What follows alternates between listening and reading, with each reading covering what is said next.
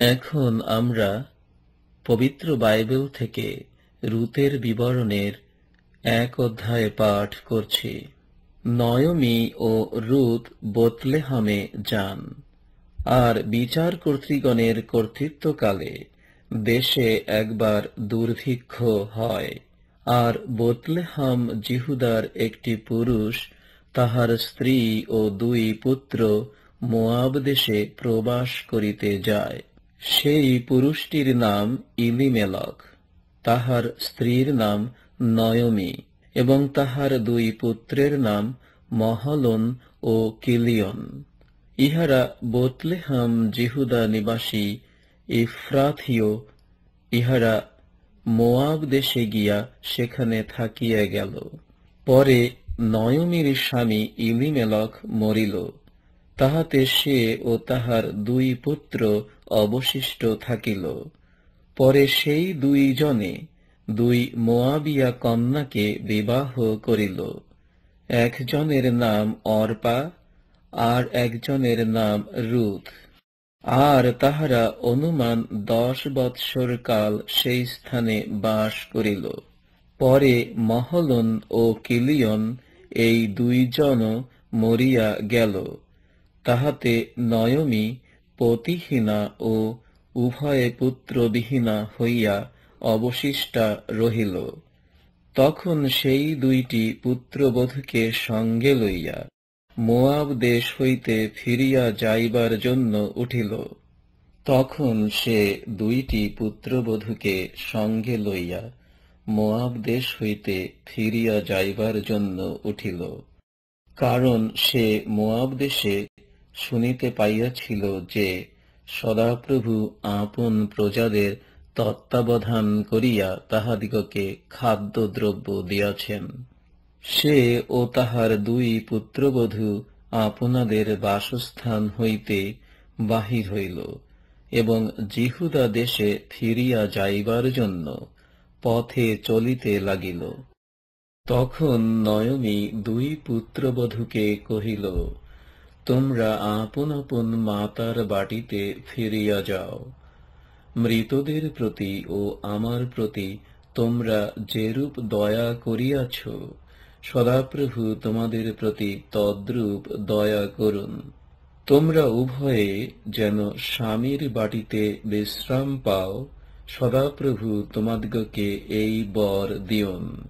পরে সে তাহাদিগকে চুম্বন করিল, তাহাতে তাহারা উচ্চৈস্বরে রোদন করিল। আর তাহারা তাহাকে কহিল, না, আমরা তোমারই সহিত তোমার লোকদের নিকটে ফিরিয়া যাইব। নয়মি কহিল, হে আমার বৎসারা, ফিরিয়া যাও। তোমরা আমার সহিত কেন যাইবে?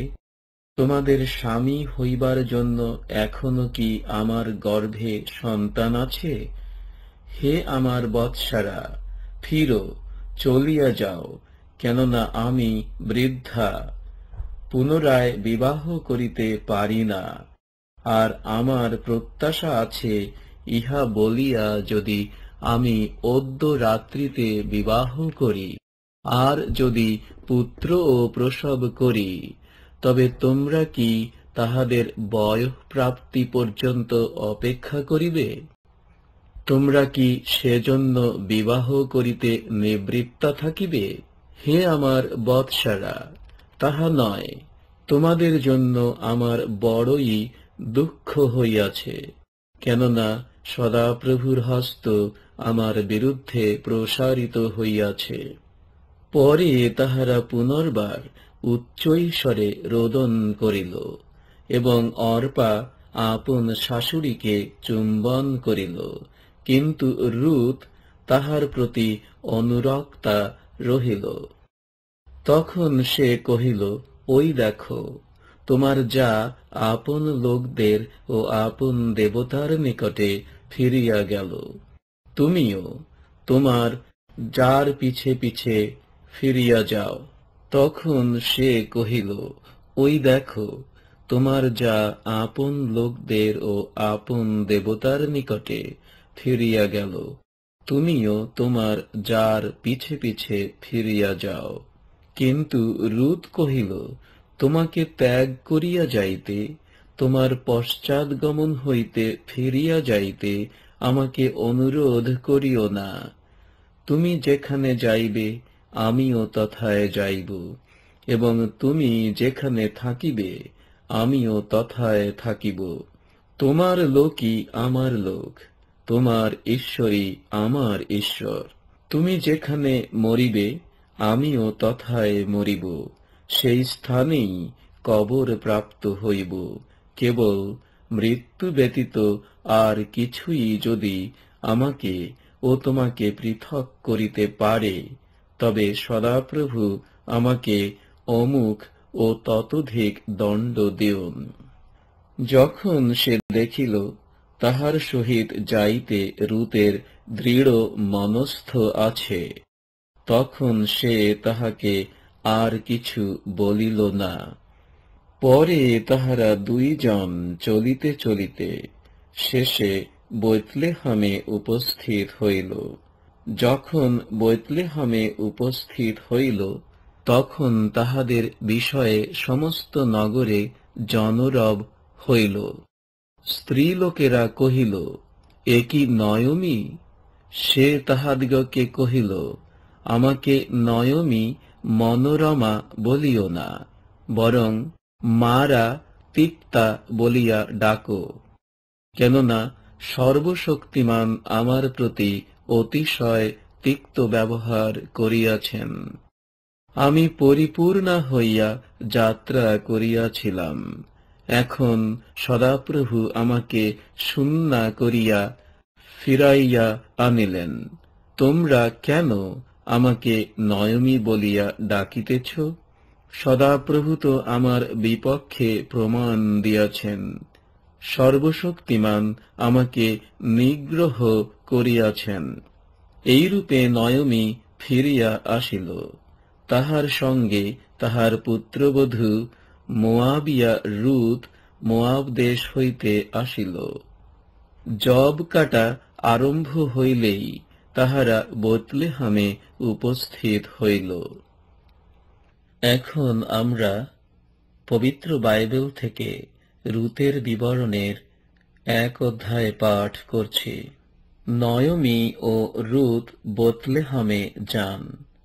আর বিচার কর্তৃগণের কর্তৃত্বকালে দেশে একবার দুর্ভিক্ষ হয়। আর বৈতলেহাম জিহুদার একটি পুরুষ তাহার স্ত্রী ও 2 পুত্র মোয়াব দেশে প্রবাস করিতে যায়। সেই পুরুষটির নাম ইলিমেলক, তাহার স্ত্রীর নাম নয়মি, এবং তাহার 2 পুত্রের নাম মহলন ও কিলিয়ন। ইহারা বৈতলেহাম জিহুদা নিবাসী ইফ্রাথীয়। ইহারা মোয়াব দেশে গিয়া সেখানে থাকিয়া গেল।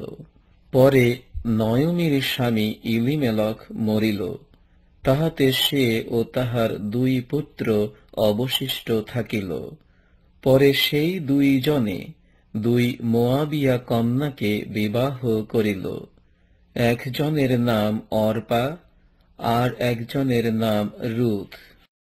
আর তাহারা অনুমান 10 বৎসর কাল সেই স্থানে বাস করিল। পরে মহলন ও কিলিয়ন এই 2 জন মরিয়া গেল। তাহাতে নয়মি পতিহীনা ও উভয়ে পুত্রবিহীনা হইয়া অবশিষ্টা রহিল। তখন সেই 2টি পুত্রবধূকে সঙ্গে লইয়া মোয়াব দেশ হইতে ফিরিয়া যাইবার জন্য উঠিল। তখন সে 2টি পুত্রবধূকে সঙ্গে লইয়া মোয়াব দেশ হইতে ফিরিয়া যাইবার জন্য উঠিল, কারণ সে মোয়াব দেশে শুনিতে পাইয়াছিল যে সদাপ্রভু আপন প্রজাদের তত্ত্বাবধান করিয়া তাহাদিগকে খাদ্যদ্রব্য দিয়াছেন। সে ও তাহার 2 পুত্রবধূ আপনাদের বাসস্থান হইতে বাহির হইল এবং জিহুদা দেশে ফিরিয়া যাইবার জন্য পথে চলিতে লাগিল। তখন নয়মি 2 পুত্রবধূকে কহিল, তোমরা আপন আপন মাতার বাটিতে ফিরিয়া যাও। মৃতদের প্রতি ও আমার প্রতি তোমরা যেরূপ দয়া করিয়াছ, সদাপ্রভু তোমাদের প্রতি তদ্রূপ দয়া করুন। তোমরা উভয়ে যেন স্বামীর বাটিতে বিশ্রাম পাও, সদাপ্রভু তোমাদিগকে এই বর দিউন। পরে সে তাহাদিগকে চুম্বন করিল, তাহাতে তাহারা উচ্চৈঃস্বরে রোদন করিল। আর তাহারা তাহাকে কহিল, না, আমরা তোমারই সহিত তোমার লোকদের নিকটে ফিরিয়া যাইব। নয়মি কহিল, হে আমার বৎসারা, ফিরিয়া যাও। তোমরা আমার সহিত কেন যাইবে? তোমাদের স্বামী হইবার জন্য এখনো কি আমার গর্ভে সন্তান আছে? হে আমার বৎসারা, ফিরো, চলিয়া যাও, কেননা আমি বৃদ্ধা, পুনরায় বিবাহ করিতে পারি না। আর আমার প্রত্যাশা আছে, ইহা বলিয়া যদি আমি অদ্য রাত্রিতে বিবাহ করি, আর যদি পুত্র ও প্রসব করি, তবে তোমরা কি তাহাদের বয়ঃপ্রাপ্তি পর্যন্ত অপেক্ষা করিবে? তোমরা কি সেজন্য বিবাহ করিতে নিবৃত্ত থাকিবে? হে আমার বৎসারা, তাহা নয়, তোমাদের জন্য আমার বড়ই দুঃখ হইয়াছে, কেননা সদাপ্রভুর হস্ত আমার বিরুদ্ধে প্রসারিত হইয়াছে। পরে তাহারা পুনর্বার উচ্চৈঃস্বরে রোদন করিল, এবং অর্পা আপন শাশুড়িকে চুম্বন করিল, কিন্তু রূৎ তাহার প্রতি অনুরক্তা রহিল। তখন সে কহিল, ওই দেখো, তোমার যা আপন লোকদের ও আপন দেবতার নিকটে ফিরিয়া গেল, তুমিও তোমার যার পিছে পিছে ফিরিয়া যাও। তখন সে কহিল, ওই দেখো, তোমার যা আপন লোকদের ও আপন দেবতার নিকটে ফিরিয়া গেল, তুমিও তোমার যার পিছে পিছে ফিরিয়া যাও। কিন্তু রূৎ কহিল, তোমাকে ত্যাগ করিয়া যাইতে, তোমার পশ্চাৎগমন হইতে ফিরিয়া যাইতে আমাকে অনুরোধ করিও না। তুমি যেখানে যাইবে, আমিও তথায় যাইব, এবং তুমি যেখানে থাকিবে, আমিও তথায় থাকিব। তোমার লোকই আমার লোক, তোমার ঈশ্বরই আমার ঈশ্বর। তুমি যেখানে মরিবে, আমিও তথায় মরিব, সেই স্থানেই কবর প্রাপ্ত হইব। কেবল মৃত্যু ব্যতীত আর কিছুই যদি আমাকে ও তোমাকে পৃথক করিতে পারে, তবে সদাপ্রভু আমাকে অমুক ও ততোধিক দণ্ড দিউন। যখন সে দেখিল তাহার সহিত যাইতে রূতের দৃঢ় মনস্থ আছে, তখন সে তাহাকে আর কিছু বলিল না। পরে তাহারা দুইজন চলিতে চলিতে শেষে বৈতলেহমে উপস্থিত হইল। যখন বৈতলেহমে উপস্থিত হইল, তখন তাহাদের বিষয়ে সমস্ত নগরে জনরব হইল। স্ত্রীলোকেরা কহিল, এ কি নয়মি? সে তাহাদিগকে কহিল, আমাকে নয়মি মনোরমা বলিও না, বরং মারা তিক্তা বলিয়া ডাকো, কেননা সর্বশক্তিমান আমার প্রতি অতিশয় তিক্ত ব্যবহার করিয়াছেন। আমি পরিপূর্ণা হইয়া যাত্রা করিয়াছিলাম, এখন সদাপ্রভু আমাকে শূন্যা করিয়া ফিরাইয়া আনিলেন। তোমরা কেন আমাকে নয়মি বলিয়া ডাকিতেছ? সদাপ্রভু তো আমার বিপক্ষে প্রমাণ দিয়াছেন, সর্বশক্তিমান আমাকে নিগ্রহ করিয়াছেন। এইরূপে নয়মি ফিরিয়া আসিল। তাহার সঙ্গে তাহার পুত্রবধূ মোয়াবিয়া রূৎ মোয়াব দেশ হইতে আসিল। জব কাটা আরম্ভ হইলেই তাহারা বেতলেহেমে উপস্থিত হইল। এখন আমরা রূতের বিবরণ থেকে 2 অধ্যায় পাঠ করছি। রূতের প্রতি বোয়াসের সদয় ব্যবহার।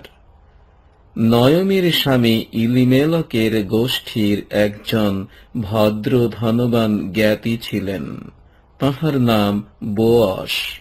পরে মোয়াবিয়া রূত নয়মিকে কহিল, নিবেদন করি, আমি ক্ষেত্রে গিয়া যাহার দৃষ্টিতে অনুগ্রহ পাই, তাহার পিছে পিছে শস্যের পতিত শীষ কুড়াই। নয়মি কহিল, বৎসে, যাও। পরে সে গিয়া এক ক্ষেত্রে উপস্থিত হইয়া ছেদকদের পশ্চাতে পশ্চাতে পতিত শীষ কুড়াইতে লাগিল। আর ঘটনাক্রমে সেই ইলিমেলকের গোষ্ঠীর ওই বোয়াসের ভূমিখণ্ডেই গিয়া পড়িল। আর দেখো, বোয়াস বেতলেহেম হইতে আসিয়া ছেদকদিগকে কহিলেন, সদাপ্রভু তোমাদের সহবর্তী হন।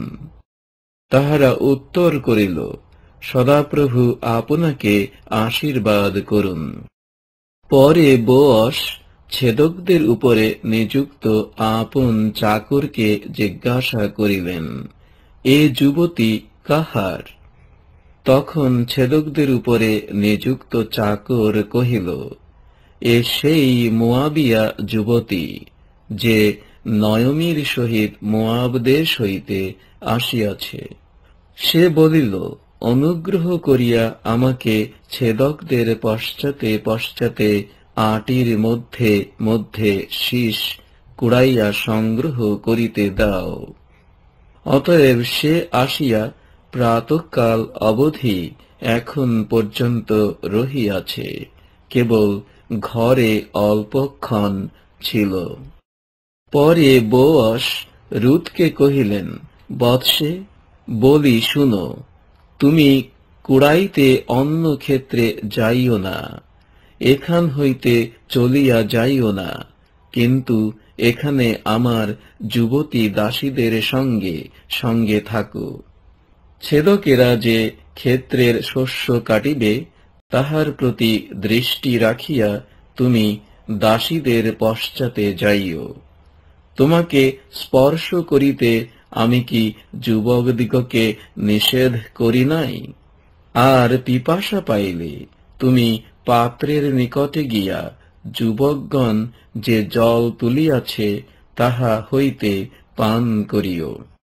তাহাতে সে উবুড় হইয়া ভূমিতে প্রণিপাত করিয়া তাহাকে কহিল, আমি বিদেশিনী, আপনি আমার তত্ত্ব লইতেছেন, আপনার দৃষ্টিতে এ অনুগ্রহ আমি কিসে পাইলাম? বোয়াস উত্তর করিলেন, তোমার স্বামীর মৃত্যুর পরে তুমি তোমার শাশুড়ির সহিত যেরূপ ব্যবহার করিয়াছ, এবং আপন পিতামাতা ও জন্মদেশ ছাড়িয়া পূর্বে যাহাদিগকে জানিতে না এমন লোকদের নিকটে আসিয়াছ, এ সকল কথা আমার শোনা হইয়াছে। সদাপ্রভু তোমার কর্মের উপযোগী ফল দিউন। তুমি ইস্রায়েলের ঈশ্বর যে সদাপ্রভুর পক্ষের নিচে শরণ লইতে আসিয়াছ, তিনি তোমাকে সম্পূর্ণ পুরস্কার দিউন।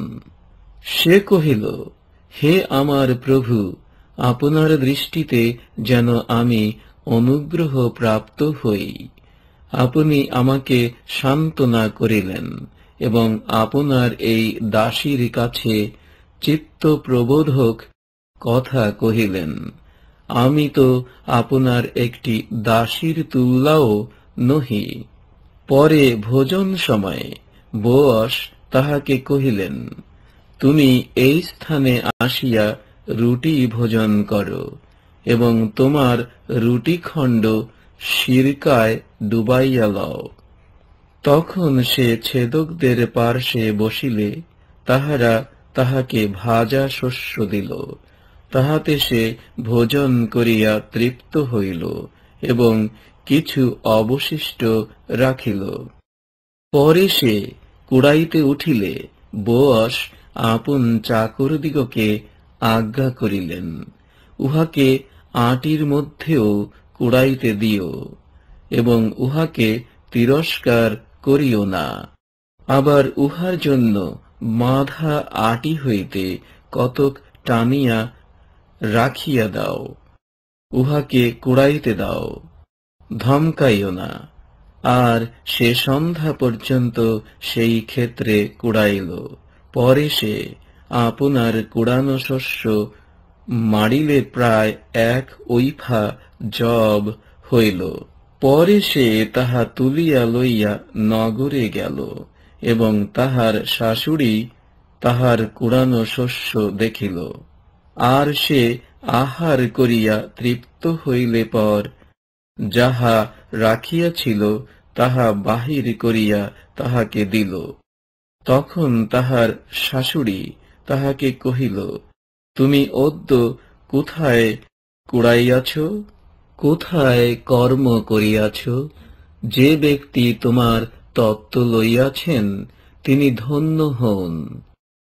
তখন সে কাহার নিকটে কর্ম করিয়াছিল তাহা শাশুড়িকে জানাইয়া কহিল, যে ব্যক্তির নিকটে অদ্য কর্ম করিয়াছি তাহার নাম বোয়াস।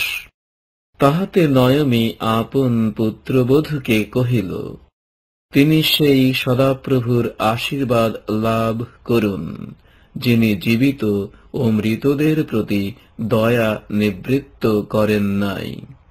নয়মি আরো কহিল, সেই ব্যক্তি আমাদের নিকট সম্বন্ধীয়, তিনি আমাদের মুক্তিকর্তা জ্ঞাতিদের মধ্যে একজন। আর মোয়াবিয়া রুত কহিল, তিনি আমাকে ইহাও কহিলেন, আমার সমস্ত ফসল কাটা সাঙ্গ না হওয়া পর্যন্ত তুমি আমার চাকরদের সঙ্গে সঙ্গে থাকো। তাহাতে নয়মি আপন পুত্রবধূ রুতকে কহিল, বৎসে, তুমি যে তাহার দাসীদের সহিত যাও, এবং অন্য কোন ক্ষেত্রে কেহ যে তোমার দেখা না পায় সে ভালো। অতএব যব ও গম কাটা শেষ হওয়া পর্যন্ত সে কুড়াইবার জন্য বোয়াসের দাসীদের সঙ্গে সঙ্গে থাকিল, এবং আপন শাশুড়ির সহিত বাস করিল। এখন আমরা রুতের বিবরণের 3 অধ্যায় পাঠ করছি। পরে তাহার শাশুড়ি নয়মি তাহাকে কহিল, বৎসে, তোমার যাহাতে মঙ্গল হয় এমন বিশ্রাম স্থান আমি কি তোমার জন্য চেষ্টা করিব না? সম্প্রতি যে বোয়াসের দাসীদের সহিত তুমি ছিলে, তিনি কি আমাদের জ্ঞাতি নহেন? দেখো, তিনি অদ্য রাত্রিতে খামারে যব মারিবেন। অতএব তুমি এখন স্নান করো, তৈল মর্দন করো, তোমার পরিচ্ছদ পরিধান করো, এবং সেই খামারে নামিয়া যাও। কিন্তু সেই ব্যক্তি ভোজন পান সমাপ্ত না করিলে তাহাকে আপনার পরিচয় দিও না। তিনি যখন শয়ন করিবেন তখন তুমি তাহার শয়ন স্থান দেখিয়া নিশ্চয় করিও। পরে সেই স্থানে গিয়া তাহার চরণ অনাবৃত করিয়া শয়ন করিও। তাহাতে তিনি আপনি তোমার কর্তব্য তোমাকে কহিবেন। সে উত্তর করিল, তুমি যাহা বলিতেছ সে সমস্তই আমি করিব। পরে সে ওই খামারে নামিয়া গিয়া তাহার শাশুড়ি যাহা যাহা আদেশ করিয়াছিল সমস্তই করিল। ফলত বোয়াস ভোজন পান করিলেন ও তাহার অন্তঃকরণ প্রফুল্ল হইলে তিনি শস্য রাশির প্রান্তে শয়ন করিতে গেলেন। আর রুত ধীরে ধীরে আসিয়া তাহার চরণ অনাবৃত করিয়া শয়ন করিল। পরে মধ্যরাত্রে ওই পুরুষ চকিত হইয়া পার্শ্ব পরিবর্তন করিলেন, আর দেখো এক স্ত্রী তাহার চরণ সমীপে শুইয়া আছে। তখন তিনি জিজ্ঞাসা করিলেন, তুমি কে গা? সে উত্তর করিল, আমি আপনার দাসী রুথ। আপনার এই দাসীর উপরে আপনি নিজ পক্ষ বিস্তার করুন, কারণ আপনি মুক্তিকর্তা জ্ঞাতি। তিনি কহিলেন, ওই বৎসে, তুমি সদাপ্রভুর আশীর্বাদ পাত্রী, কেননা ধনবান কি দরিদ্র কোন যুবা পুরুষের অনুগামিনী না হওয়াতে তুমি প্রথমাপেক্ষা শেষে অধিক সুশীলতা দেখাইলে। এখন বৎসে ভয় করিও না, তুমি যাহা বলিবে আমি তোমার জন্য সে সমস্ত করিব, কেননা তুমি যে সাধ্যী ইহা আমার স্বজাতীয়দের নগরদ্বারের সকলেই জানে। আর আমি মুক্তিকর্তা জ্ঞাতি ইহা সত্য, কিন্তু আমা হইতেও নিকট সম্পর্কীয় আর একজন জ্ঞাতি আছে। অদ্য রাত্রি থাকো, প্রাতঃকালে সে যদি তোমাকে মুক্ত করে তবে ভালো, সে মুক্ত করুক। কিন্তু তোমাকে মুক্ত করিতে যদি তাহার ইচ্ছা না হয়, তবে জীবিত সদাপ্রভুর দিব্য আমিই তোমাকে মুক্ত করিব। তুমি প্রাতঃকাল পর্যন্ত শুইয়া থাকো। তাহাতে রুথ প্রাতঃকাল পর্যন্ত তাহার চরণ সমীপে শুইয়া রহিল। পরে কেহ তাহাকে চিনিতে পারে এমন সময় না হইতে উঠিল, কারণ বোয়াস কহিলেন, খামারে এ স্ত্রীলোকটি যে আসিয়াছে ইহা লোকে জ্ঞাত না হোক। তিনি আরো কহিলেন, তোমার আবরণীয় বস্ত্র আনো, পাতিয়া ধরো। রুথ তাহা পাতিয়া ধরিলে তিনি 6 মান যব মাপিয়া তাহার মস্তকে দিয়া নগরে চলিয়া গেলেন। পরে রুথ আপন শাশুড়ির নিকটে আসিলে তাহার শাশুড়ি কহিল, বৎসে, কি হইল? তাহাতে সে আপনার প্রতি সেই ব্যক্তির কৃত সমস্ত কর্ম তাহাকে জ্ঞাত করিল। আরো কহিল, শাশুড়ির কাছে শুধু হাতে যাইও না। ইহা বলিয়া তিনি আমাকে এই 6 মান যব দিয়াছেন।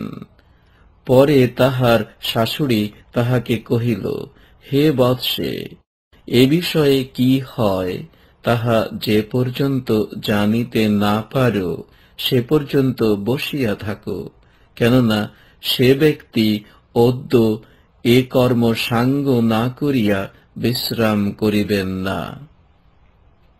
এখন আমরা রুতের বিবরণ থেকে 4 অধ্যায় পাঠ করছি।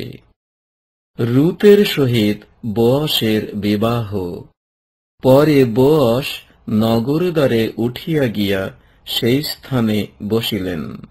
আর দেখো, যে মুক্তিকর্তা জ্ঞাতির কথা বোয়াস বলিয়াছিলেন সেই ব্যক্তি পথ দিয়া আসিতেছিল। তাহাতে বোয়াস তাহাকে বলিলেন, ওহে অমুক, পথ ছাড়িয়া এই স্থানে আসিয়া বস। তখন সে পথ ছাড়িয়া আসিয়া বসিল। পরে বোয়াস নগরের 10 জন প্রাচীনকে লইয়া কহিলেন, আপনারাও এই স্থানে বসুন। তাহারা বসিলেন। তখন বোয়াস ওই মুক্তিকর্তা জ্ঞাতিকে কহিলেন, আমাদের ভ্রাতা ইলিমেলকের যে ভূমিখণ্ড ছিল তাহা মোয়াব দেশ হইতে আগতা নয়মি বিক্রয় করিতেছেন। অতএব আমি তোমাকে এই কথা জানাইতে মনস্থ করিয়াছি। তুমি এই সমাসীন লোকদের সাক্ষাতে ও আমার স্বজাতীয়দের প্রাচীন বর্গের সাক্ষাতে তাহা ক্রয় করো। যদি তুমি মুক্ত করিতে চাও, মুক্ত করো, কিন্তু যদি মুক্ত করিতে না চাও, আমাকে বলো, আমি জানিতে চাই। কেননা তুমি মুক্ত করিলে আর কেহ করিতে পারে না, কিন্তু তোমার পরে আমি পারি। সে কহিল, আমি মুক্ত করিব। তখন বোআজ কহিলেন, তুমি যে দিবসে নয়মীর হস্ত হইতে সেই ক্ষেত্র ক্রয় করিবে, সেই দিবসে মৃত ব্যক্তির অধিকারে তাহার নাম উদ্ধারার্থে তাহার স্ত্রী মোয়াবিয়া রুথ হইতেও তাহা ক্রয় করিতে হইবে। তখন ওই মুক্তিকর্তা জ্ঞাতি কহিল, আমি আপনার জন্য তাহা মুক্ত করিতে পারি না, করিলে নিজ অধিকার নষ্ট করিব। আমার মুক্ত করিবার বস্তু তুমি মুক্ত করো, কেননা আমি মুক্ত করিতে পারি না। মুক্তি ও বিনিময় বিষয়ক সকল কথা স্থির করিবার জন্য পূর্বকালে ইসরায়েলের মধ্যে এইরূপ রীতি ছিল। লোকে আপন পাদুকা খুলিয়া প্রতিবাসীকে দিত, ইহা ইসরায়েলের মধ্যে সাক্ষ্যস্বরূপ হইত। অতএব সেই মুক্তিকর্তা জ্ঞাতি যখন বোআজকে কহিল, তুমি আপনি তাহা ক্রয় করো, তখন সে আপনার পাদুকা খুলিয়া দিল।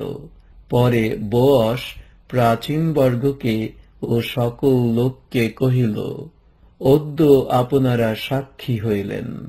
ইলিমেলকের যাহা যাহা ছিল এবং কিলিয়নের ও মহলনের যাহা যাহা ছিল, সে সমস্ত আমি নয়মীর হস্ত হইতে ক্রয় করিলাম। আর আপন ভ্রাতৃগণের মধ্যে ও আপন বসতি স্থানের দ্বারে সেই মৃত ব্যক্তির নাম যেন লুপ্ত না হয়, এই জন্য সেই মৃত ব্যক্তির অধিকারে তাহার নাম উদ্ধারার্থে আমি আপন স্ত্রীরূপে মহলনের স্ত্রী মোয়াবিয়া রুথকেও ক্রয় করিলাম। অদ্য আপনারা সাক্ষী হইলেন। তাহাতে নগরদ্বারবর্তী সমস্ত লোক ও প্রাচীনবর্গ কহিলেন, আমরা সাক্ষী হইলাম। যে স্ত্রী তোমার কুলে প্রবিষ্ট হইল, সদাপ্রভু তাহাকে রাহেল ও লেয়ার তুল্য করুন। যে দুইজন ইসরায়েলের কুল নির্মাণ করিয়াছিলেন, আর ইফ্রাথায় তোমার ঐশ্বর্য ও বেতলেহেমে তোমার সুখ্যাতি হোক। সদাপ্রভু সেই যুবতীর গর্ভ হইতে যে সন্তান তোমাকে দিবেন, তাহা দ্বারা তামরের গর্ভজাত জিহুদার পুত্র পেরসের কুলের ন্যায় তোমার কুল হোক। পরে বোআজ রুথকে বিবাহ করিলে তিনি তাঁহার স্ত্রী হইলেন, এবং বোআজ তাঁহার কাছে গমন করিলে তিনি সদাপ্রভু হইতে গর্ভধারণ শক্তি পাইয়া পুত্র প্রসব করিলেন। পরে স্ত্রীলোকেরা নয়মীকে কহিল, ধন্য সদাপ্রভু, তিনি অদ্য তোমাকে মুক্তিকর্তা জ্ঞাতি হইতে বঞ্চিত করেন নাই। তাহার নাম ইসরায়েলের মধ্যে বিখ্যাত হোক। এই বালকটি তোমার প্রাণ পুনরায় সুস্থ করিবে ও বৃদ্ধাবস্থায় তোমার প্রতিপালক হইবে। কেননা যে তোমাকে ভালোবাসে ও তোমার পক্ষে 7 পুত্র হইতেও উত্তমা, তোমার সেই পুত্রবধূই ইহাকে প্রসব করিয়াছে। তখন নয়মী বালকটিকে লইয়া নিজের কোলে রাখিল ও তাহার ধাত্রী হইল। পরে নয়মীর এক পুত্র জন্মিল, এই বলিয়া তাহার প্রতিবাসিনীগণ তাহার নাম রাখিল। তাহারা তাহার নাম ওবেদ রাখিল। সে যিশয়ের পিতা, আর যিশয় দায়ুদের পিতা। পেরসের বংশাবলী এই। পেরসের পুত্র হিস্রোন, হিস্রোনের পুত্র রাম, রামের পুত্র অম্মিনাদব, অম্মিনাদবের পুত্র নহশন, নহশনের পুত্র সলমন, সলমনের পুত্র বশ, বশের পুত্র ওবেদ, ওবেদের পুত্র যিশয় ও যিশয়ের পুত্র দাউদ।